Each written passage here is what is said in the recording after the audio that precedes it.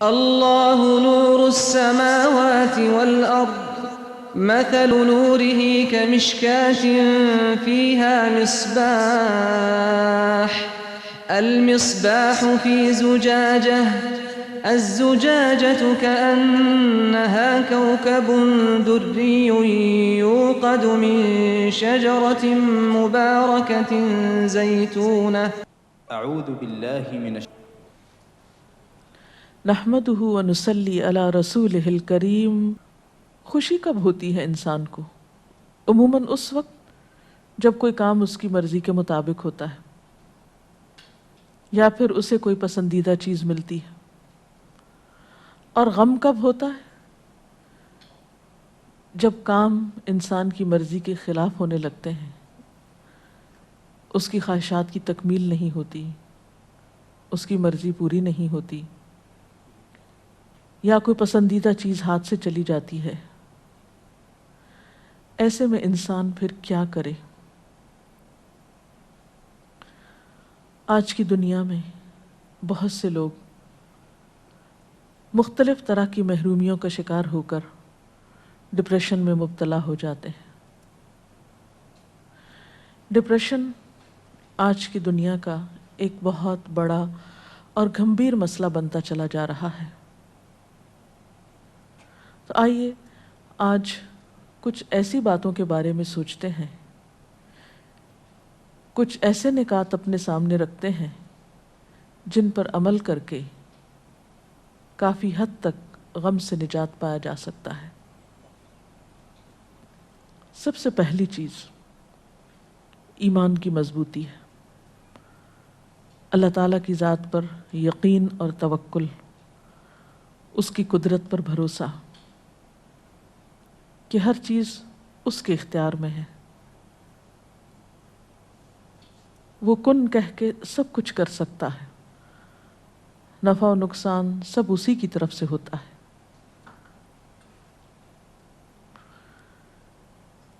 ایمان میں اضافہ کس طرح ہو، توکل کیسے بڑھے، اس کے لیے نفع مند علم کا حصول ضروری ہوتا ہے۔ انسان اچھی باتوں کو سیکھنے کی طرف متوجہ ہو۔ علم نافع انسان کا سینہ کھلا کر دیتا ہے، اس کے دل میں وسعت آنے لگتی ہے۔ اچھی کتب کا مطالعہ انسان کو اچھی کمپنی فراہم کرتا ہے، انسان کی سوچ کو بدل دیتا ہے۔ اسی طرح ذکر کی کثرت اور خصوصی طور پر استغفار، حدیث پاک میں آتا ہے جو استغفار کو اپنے لیے لازم کر لے، من لزم الاستغفار، استغفار سے چمٹ جائے، کثرت سے استغفار پڑھے، اللہ تعالیٰ اس کے لیے ہر غم سے نجات کا راستہ بنا دیتے ہیں، ہر مشکل سے نکلنے کے لیے کوئی نہ کوئی راہ اسے عطا کر دیتے ہیں۔ اور ذکر کے بارے میں تو قرآن پاک میں آتا ہے الا بذکر اللہ تطمئن القلوب، خبردار اللہ کے ذکر سے دلوں کو اطمینان نصیب ہوتا ہے۔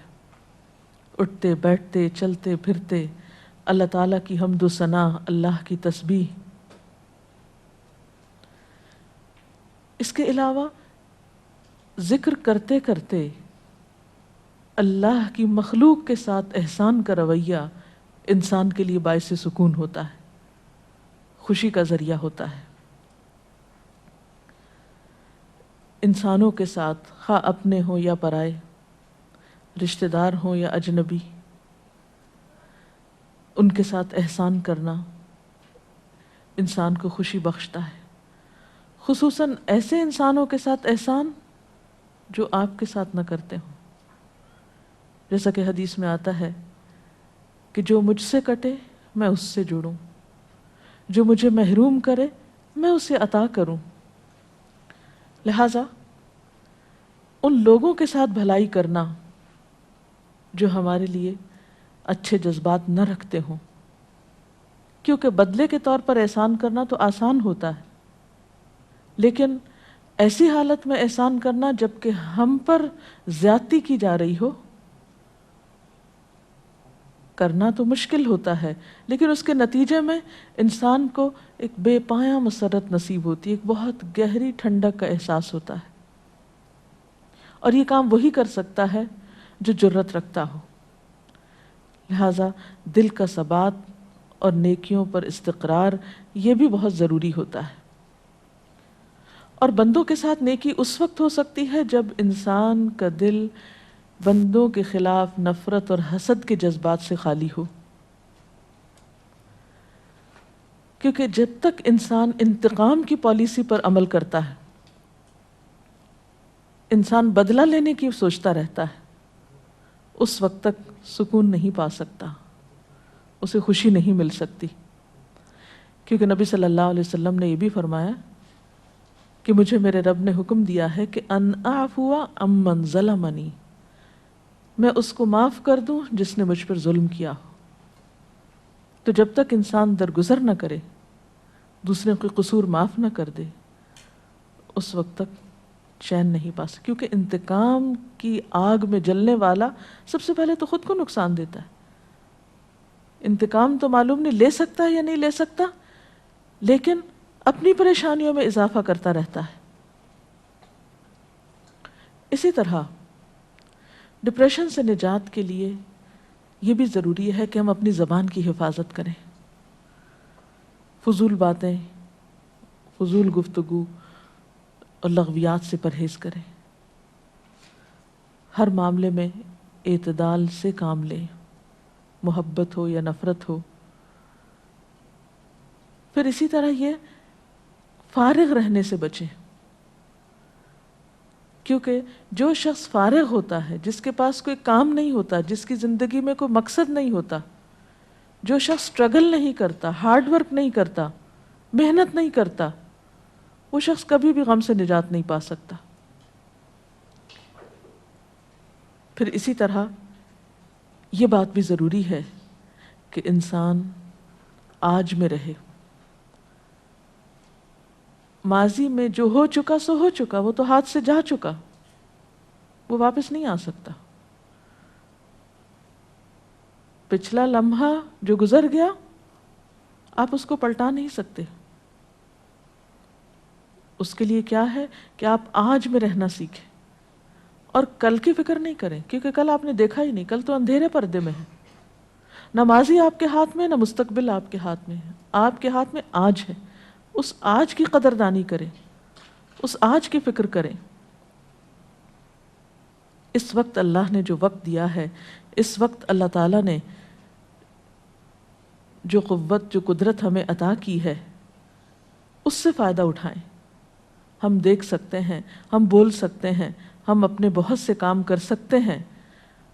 ہمارے پاس اس وقت زندگی جیسی نعمت ہے، جب یہ نہیں رہے گی تو ہم کسی کام کے لائق نہیں رہیں گے۔ اس لیے جو آج ہے، جو اس وقت ہاتھ میں ہے، جو یہ لمحے ہیں، ان سے فائدہ اٹھائیں، ان کو انجوائے کریں، ان میں اپنی سوچ کو مثبت بنائیں۔ پھر اسی طرح نعمتوں کے معاملے میں اپنے سے کمتر کو دیکھیں، دکھوں کے معاملے میں اپنے سے اوپر والے کو دیکھیں کہ ہم سے زیادہ مشکل میں کون ہے۔ تو اس طرح دل میں شکر کے جذبات پیدا ہوں گے۔ پھر اسی طرح ایک اور اہم بات یہ ہے کہ دوسروں سے توقعات کم رکھیں، کیونکہ تمام انسان کمزور ہیں۔ ہم بسا اوقات کوئی شخص جو ہم سے ایک وقت میں اچھا سلوک کرتا ہے، ہم اس سے بہت بڑی توقع رکھ کے بیٹھ جاتے ہیں کہ وہ آئندہ بھی ہمارے ساتھ بہت کچھ کرے گا، دوسرے وقت میں وہ اس قابل نہیں ہوتا، وہ کسی مشکل یا کسی مجبوری میں ہو سکتا ہے۔ پھر جب ہماری توقع اس سے ٹوٹتی ہے، ہم پھر مایوسی کا شکار ہوتے ہیں، پریشانی کا شکار ہوتے ہیں۔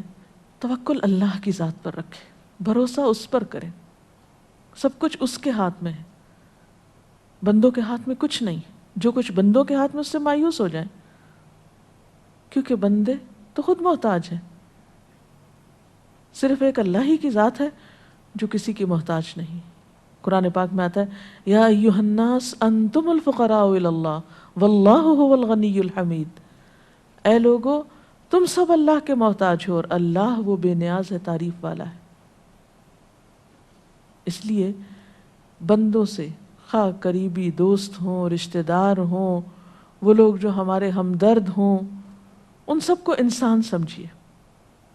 ان کی کمی کوتاہی پر ان کے خلاف دل میں غم، غصہ اور رنج رکھ کے نہ بیٹھیے، اس سے آپ کو خود نقصان ہوگا. اسی طرح ایسی کمپنی، ایسی صحبت سے بچنے کی ضرورت ہے، ایسے لوگوں سے بچ کے رہنے کی ضرورت ہے جن کی سوچ منفی ہو، جو نیگیٹیوٹی کا شکار ہو. کیونکہ جس طرح کے ماحول میں آپ بیٹھیں گے اس کے اثرات لازماً آپ پر ہوں گے. مفید باتیں سوچیے، مثبت باتیں سوچیے، پر امید رہیے. اسی طرح بسا اوقات ہماری پریشانیاں اور غم اس وجہ سے بھی ہوتے ہیں کہ ہم اپنی زندگی میں کاہلی، سستی وغیرہ کا شکار ہوتے ہیں. آج کی ذمہ داری آج نہیں پوری کریں گے، آج کا کام آج نہیں کریں گے، اس وقت کی نماز اس وقت نہیں پڑھیں گے، بعد کے لیے چھوڑ دیں گے، اچھا قضا پڑھ لیں گے. اللہ تعالیٰ نے نماز جیسی چیز ہم کو دے کر وقت کا پابند بنایا ہے. وقت پر اپنا کام ختم کریں، اپنے فرائض کو وقت پر مکمل کریں. تو جو لوگ اپنے کاموں میں تاخیر نہیں کرتے، آج کا کام کل پہ نہیں ڈالتے، وہ بھی بہت سی پریشانیوں سے بچے رہتے ہیں. پھر اسی طرح بسا اوقات کام بہت ہوتے ہیں اور آپ کوشش کے باوجود سب کچھ وقت پہ نہیں کر سکتے، تو ایسی صورت میں اپنی ترجیحات مقرر کریں، پرائرٹیز مقرر کریں کہ کون سا کام زیادہ اہم ہے، کون سا کام پہلے کر لینا چاہیے، کس کام میں تاخیر غیر مناسب ہے. تو اس سے بھی بہت سی پریشانیوں اور غموں سے نجات مل سکتی ہے. پھر اسی طرح وقتاً فوقتاً اپنے کو ملنے والی نعمتوں کا ذکر کرتے رہا کریں. اما بنعمت ربک فحدث. ہم عموماً اپنی مجلسوں میں لوگوں سے بات چیت کرتے ہوئے اپنی پریشانیوں اور غموں کے ہی تذکرے کرتے رہتے ہیں.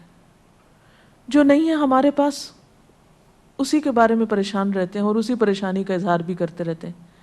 اس کے برعکس اپنی سوچ کو مثبت بناتے ہوئے ان باتوں کا ذکر کیا کریں، ان چیزوں کا جو آپ کی زندگی میں ہیں، جو آپ کی اچیومنٹس ہیں، جو نعمتیں اللہ نے آپ کو دے رکھی ہیں.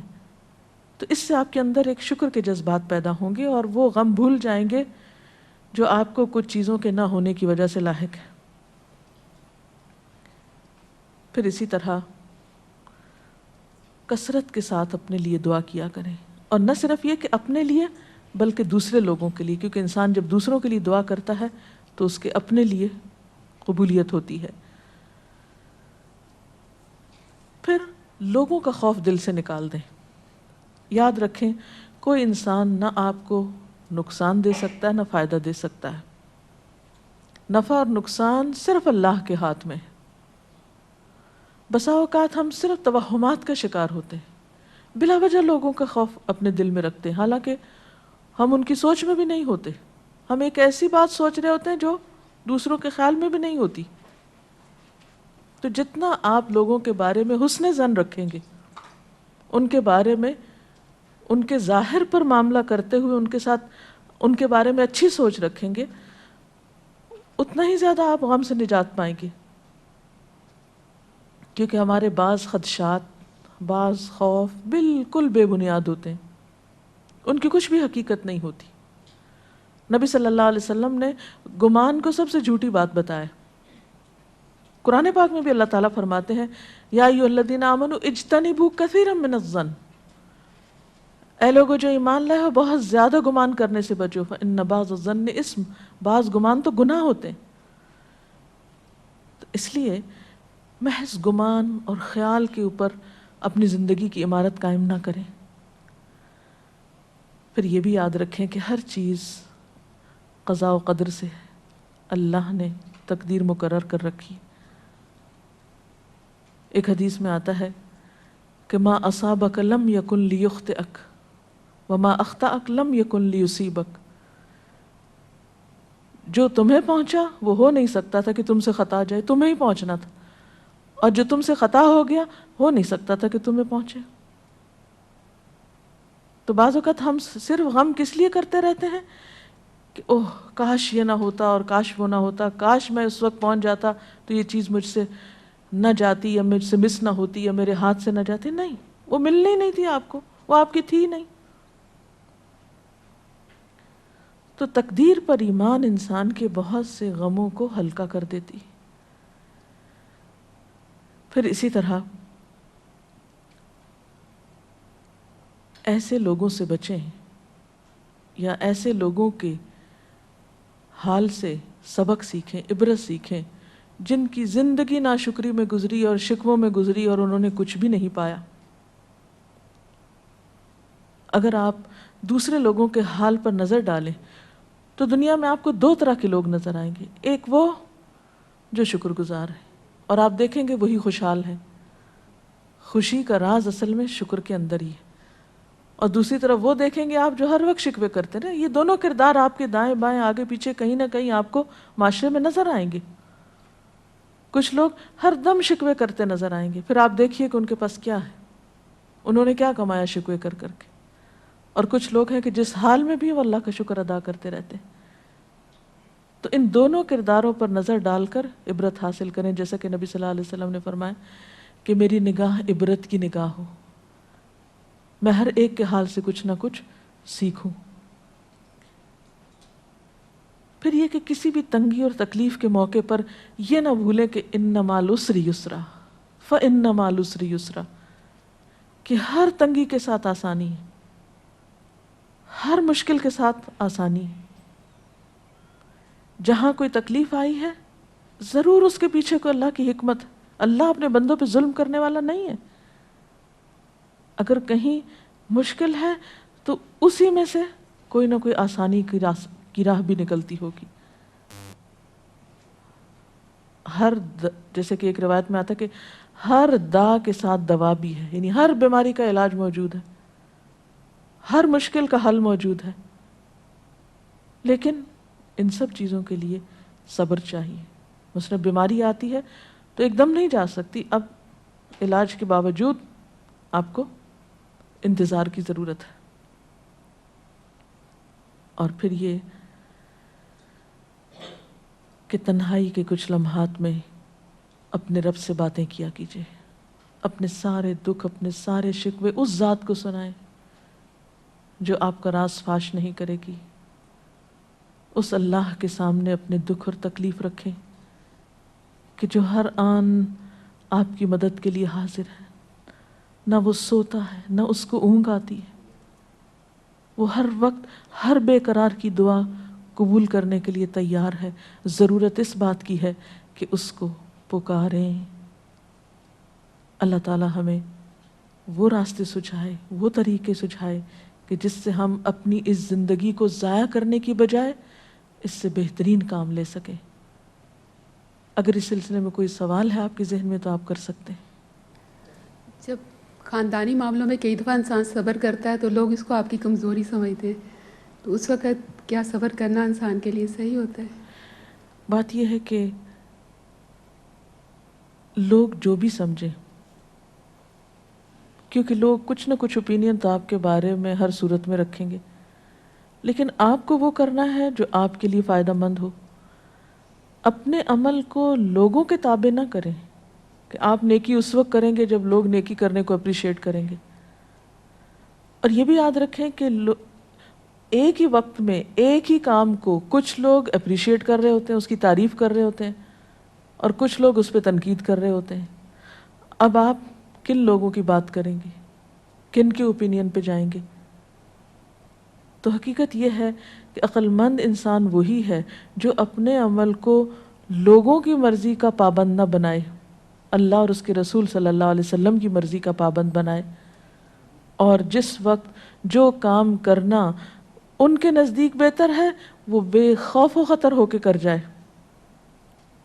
اگر وقتی طور پر نتائج اچھے نظر نہ بھی آئے تو ایک وقت آئے گا کہ وہی لوگ جو کہتے ہیں کہ صبر کرنا کمزوری ہے وہ تسلیم کر لیں گے کہ آپ نے صبر کر کے بہت عقل مندی کی. کیونکہ بے صبری کر کے بھی نتیجہ تو کچھ نہیں نکلتا. بہت سے معاملات بے صبری سے اور خراب ہو جاتے ہیں. جی. جو لوگ ڈپریشن میں ہیں ان کو مصروفیت میں لانے کے لیے کیا تدبیر کی جائے؟ کیونکہ قرآن میں سکون ہے اور فوری طور پہ وہ قرآن سے بھی نہیں جڑتے. یہ درست ہے کہ جو شخص ایک خاص پریشانی کا شکار ہے، یہ ایک خاص لائف سٹائل کا عادی ہو گیا ہے، اس کو ایک دوسرے لائف سٹائل میں لے کے جانا بہت مشکل ہوتا ہے.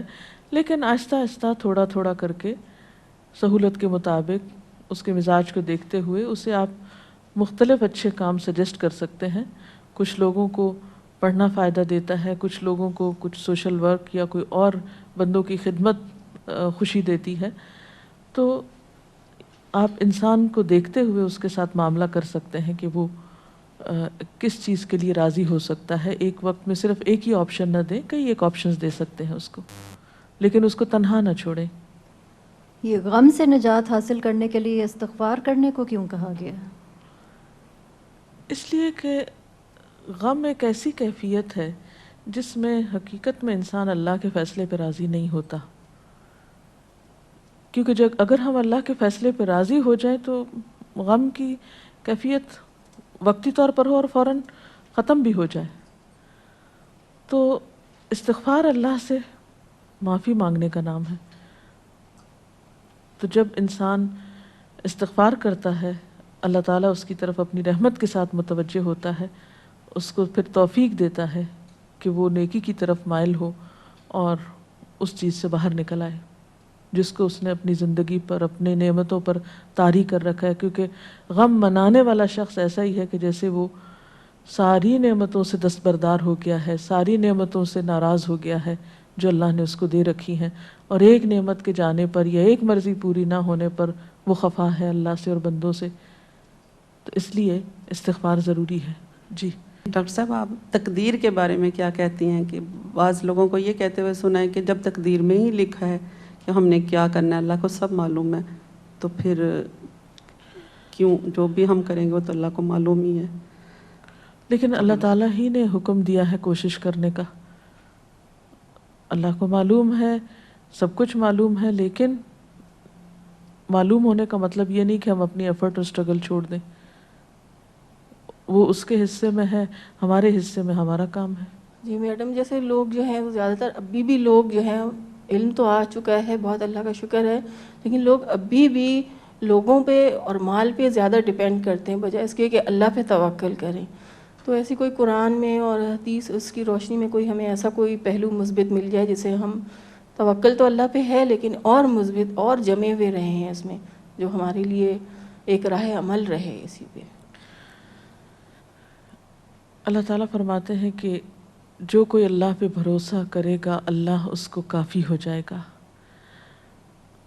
اور اس کے لیے دعا بھی سکھائی گئی ہے، حسبنا اللہ و نعم الوکیل نعم المولا و نعم النصیر. لیکن توکل کا یہ مطلب نہیں کہ انسان کوشش نہ کرے. دنیا کی محبت ایک فطری چیز ہے، دنیا کے لیے کوشش کرنا ایک فطری عمل ہے. توکل کا مطلب یہ ہے کہ جتنی اپنی استطاعت میں ہے کوشش وہ کر لے اور اس کے بعد پھر مطمئن ہو جائے. کیونکہ انسان کو ملتا وہی ہے جو اللہ کا اذن ہوتا ہے.